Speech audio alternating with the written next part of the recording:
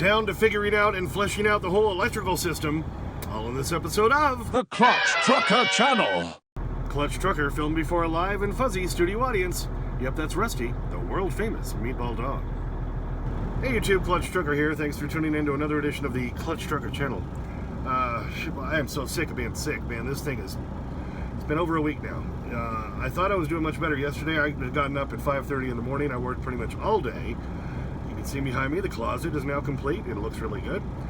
And then today, I was in bed for maybe a couple hours, and I woke up, I couldn't breathe. I'm just so stuffy. I mean, I got, you know, Smurfs mining rocks in my nose. It was just redonkulous.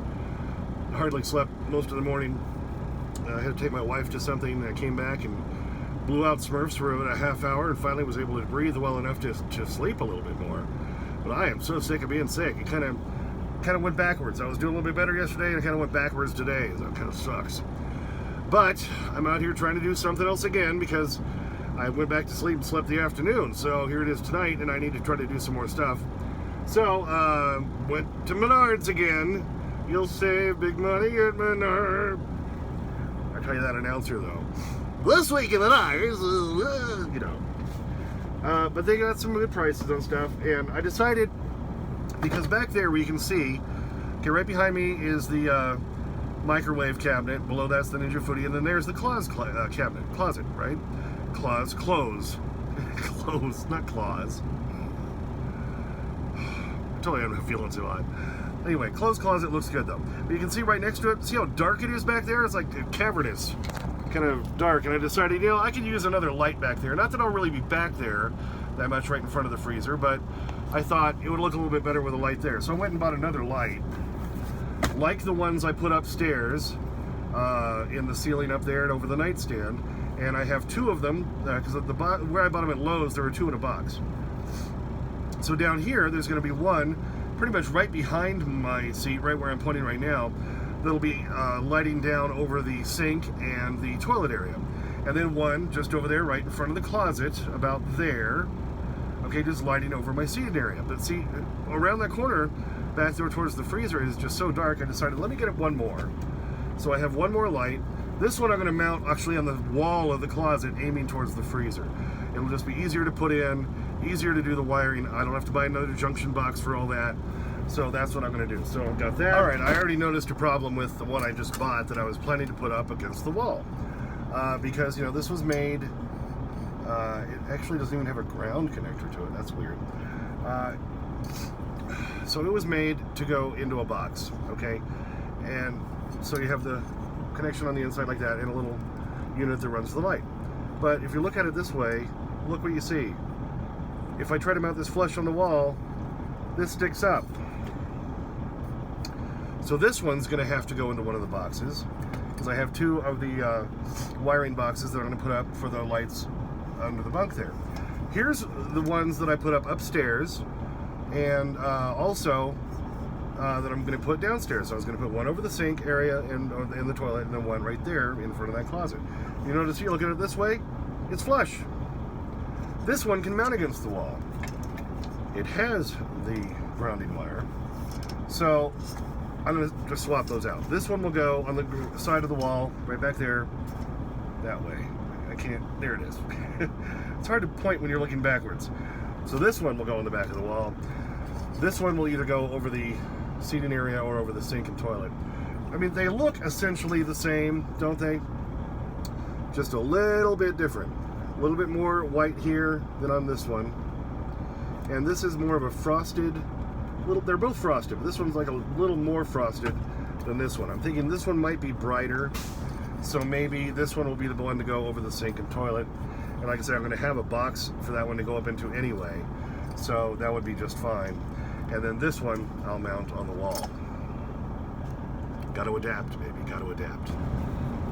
The other thing I got to do is, before I finish fleshing out all the electricity and where it's going to go into the inverter, I got to put the new inverter into place where I was planning to put it. Now, if you remember from my early on in my project on this video, see, this is the GoPower 3000 watt industrial Pure Sine Wave Inverter. Pure Sine Wave Inverters, by the way, is what you need in your truck if you want to run any electronics, anything that is more sensitive. I know the microwave I used to run in the truck required a Pure Sine Wave Inverter. Without it, it wouldn't work. Cody, who came and visited me when he was down at Sap Brothers, I went and picked him up. He said he bought that microwave based on my video, and I felt kind of bad because he had just plugged it into a regular inverter, and he said that the microwave didn't work, and he thought he kind of fried the microwave. And I said, well, look, I've just bought a new microwave because I'm going to do a different configuration. And he said, well, now I have a Pure Sine Wave Inverter. I said, great, let me give you the old microwave. So I did. So hopefully he can use that one. But I've used GoPower since I got this truck. When I got this truck, it was a Carrier in Omaha who put in the GoPower 1500 watt inverter. And I used that for years. Then it was just earlier this year, I decided to upgrade to the 2000 watt inverter because I had my new Ninja Foodie in, and it draws hard on startup. It draws, I think 1400 watts at least, maybe up to 1800 on startup. So I decided to jump up to the 2000 watt inverter, which was doing great. The only problem is where you plug your plugs into the GFCI outlet on the front of the thing isn't mounted well, and it pushed through. It pushed into the case. I called GoPower. I said, look, this isn't right. I just bought this from you guys. They sent me a replacement. I plugged in here very carefully my power strips when I went on vacation with my wife in July. We came back. I plugged my power strip back in, and that outlet pushed into the case. I called him back and said, come on, guys. That's obviously a design flaw. I like your products, but, this is ridiculous. So when it came time to do the remodel, I called him up and harped on him and said, look, you guys need to send me a replacement for that one because this is the second one now that's failed with that outlet thing. And they called me back and they said, well, we don't have any of the 2000 watts anymore because of supply problems, just like everything else, pandemic, blah, blah, blah, blah, blah, right? They said, well, we can give you the 3000 watt one. You want that? So basically, they're going to give me an inverter that's worth $200 to $300 more because they're out of the 2000 watt ones and they want to do good by me and replace the one where the outlet pushed in. Still works. I'm still using it. It's just you got to be really careful plugging something in and pulling it out because that outlet isn't fastened in like it's supposed to be. That's why I've just been running that while I've been working on the project. Now we're down to the point where I need to wire up the new one, but it's a beast. Look at this box. It's a huge inverter. There's a picture of it on the front. And you notice one big difference. No outlet right here. This is where the outlet would be on the other one.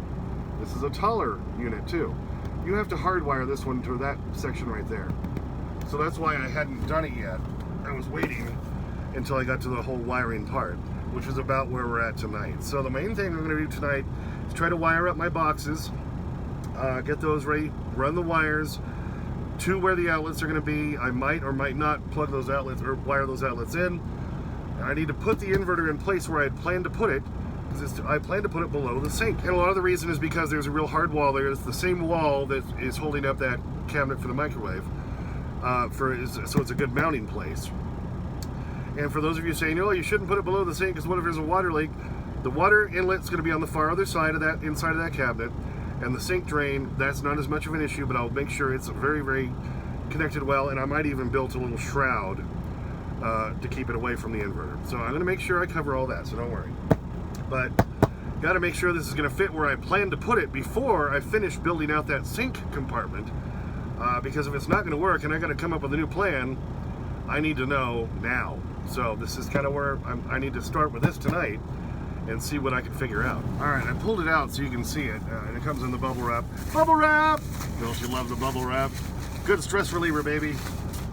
Anyway, here's the back side where the main two cables connect. They have little housing things you put around them just for extra protection. All right, so that's where that connects. You got a couple of big fans back here. Then you have your little side fins so you can mount it to the wall. And here's the front, okay? This is your power switch. You have an on and off and a remote. If I can get it, I can't even see what I'm feeling here. Yeah, so if you buy the extra remote control, which you can do, I see no point in that. I can just open the cabinet, turn the damn thing on or off. And then you have your status lights over here. I think this is another connector for some other option. And then here, you see, is one of those clamp things you usually see on electrical boxes for your wire. So it's all set up for that, and I gotta take this panel off and take this off and get into the wires inside, and you just direct wire this in. So this will be direct wired into my first outlet, which then will string the rest of the outlets, and everything will be plugged in that way. So there's no plug on the front, which is probably a good thing, since the plug-in on the front on the 2000 watt one kept pushing through. You can see it's a beast. It's big. For comparison, I put them down side by side, and you can see the difference in the size. This first picture shows they're about the same length, but you can really tell in the second picture how much taller the 3000 watt one is. Yeah, it's a beast, baby. It's a beast. 3000 watts. So this will power anything and everything I can throw at it here in the truck. So it should be, like I say, this is 1000 watts more than my previous inverter, so I should have no issues. I also had to buy new cables for the inverter, because the cables that are running my 2000 watt inverter aren't long enough.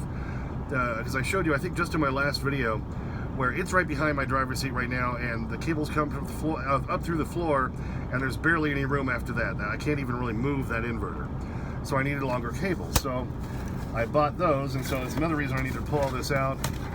I bought 6-foot ones. Hopefully that's long enough. When it drops through the floor behind my seat, that goes right down to where the batteries are. The batteries are in the step section of my driver's side. So as I'm stepping up into the truck, if you take off the upper step, there's your batteries, okay? So you got your 4 main batteries there. So I got the really big, super industrial cables. Oh, these are big. Look at these mamas. I hope that's long enough.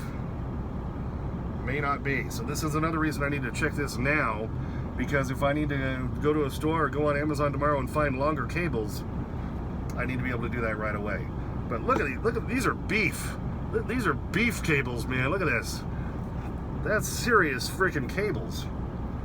So, but they have the nice little things, so you can attach them straight to the battery and straight to the back of the inverter. So that makes it nice.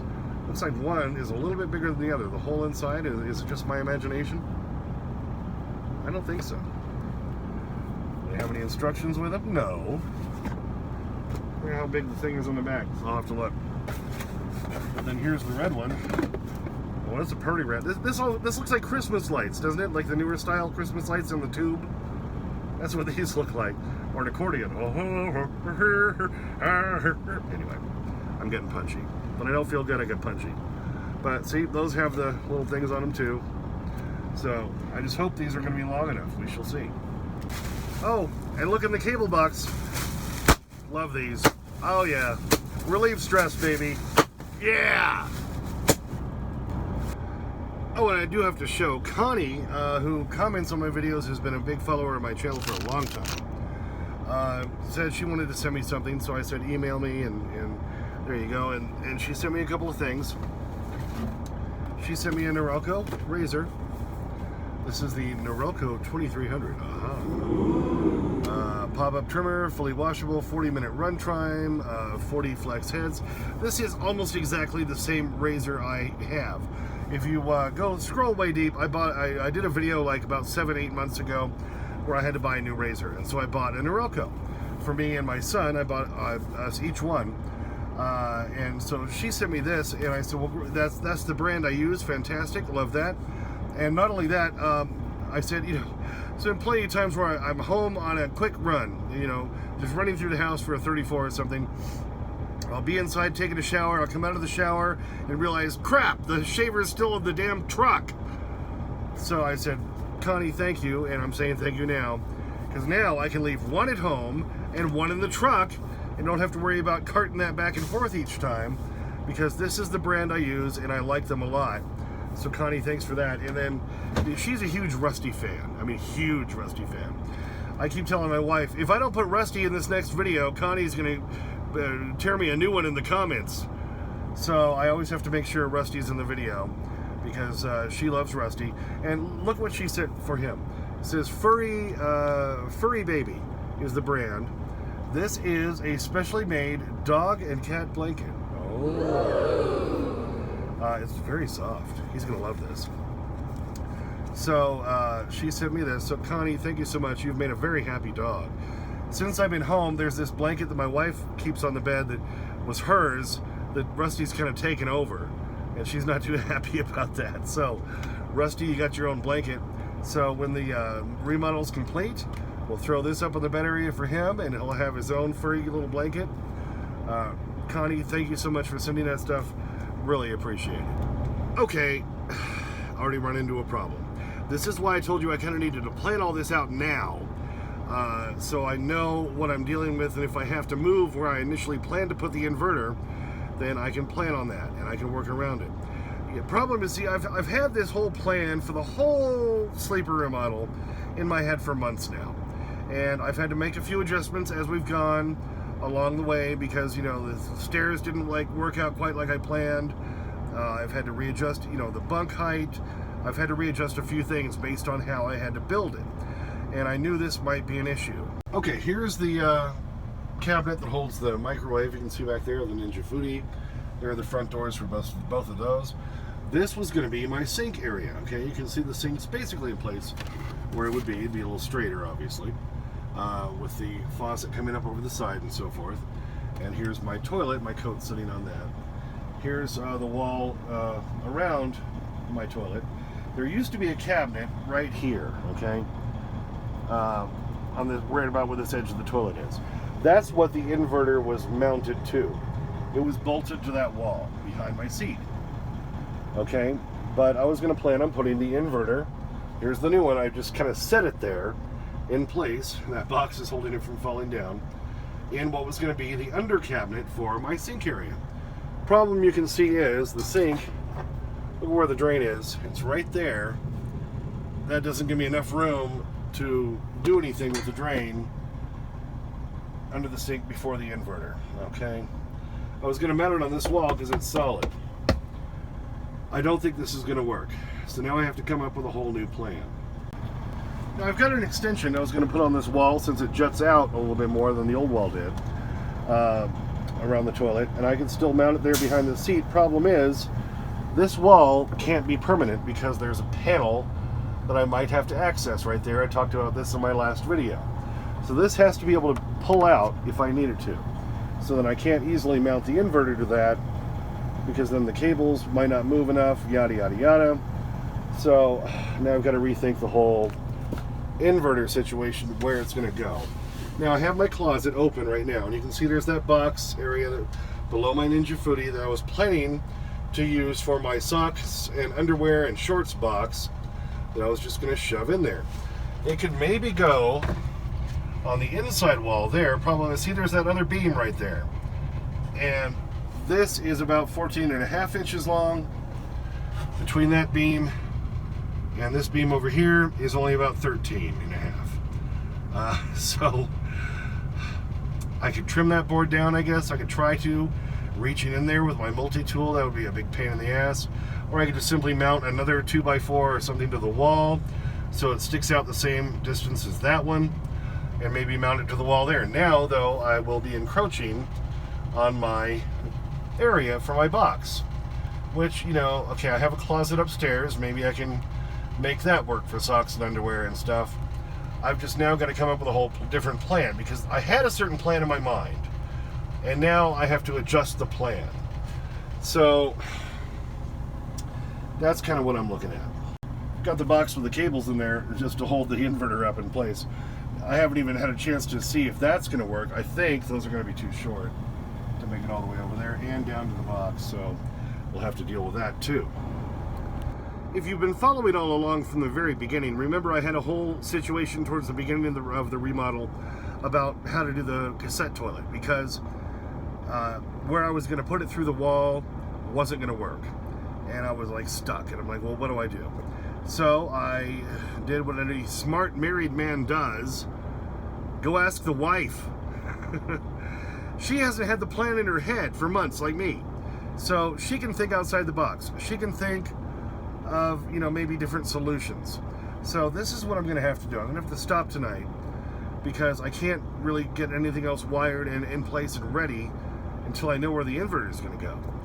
So I'm going to do what I've always done, is just go ask her for her opinion, and I'm not going to give her much information. I'm just going to say, okay, I can't put it where I thought I wanted to put it, bring her inside, let her look at stuff and say, what do you think?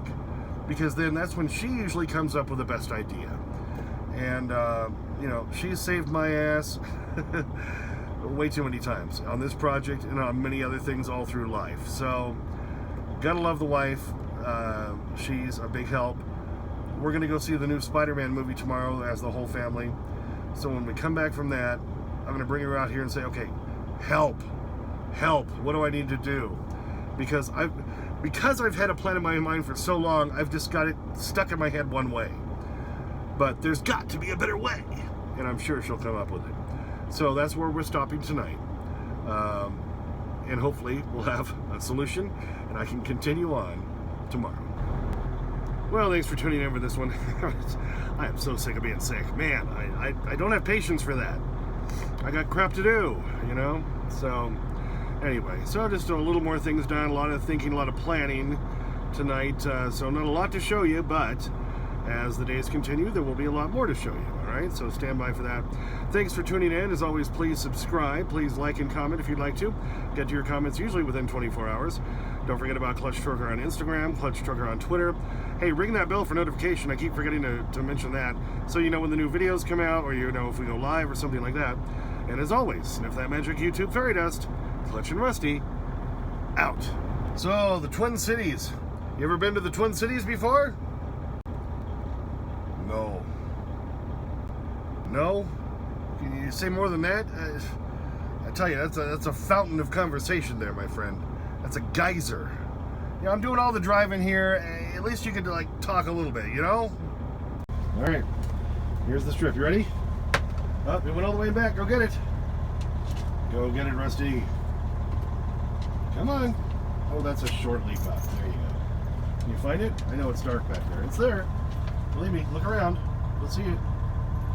Keep looking. Oh, he finally got it. Okay, good. He can't see very well, but, you know, he should still be able to smell that bacon strip after all, right? Oh, yeah. Eating it up. All right. Think you got it, buddy. Think you got it.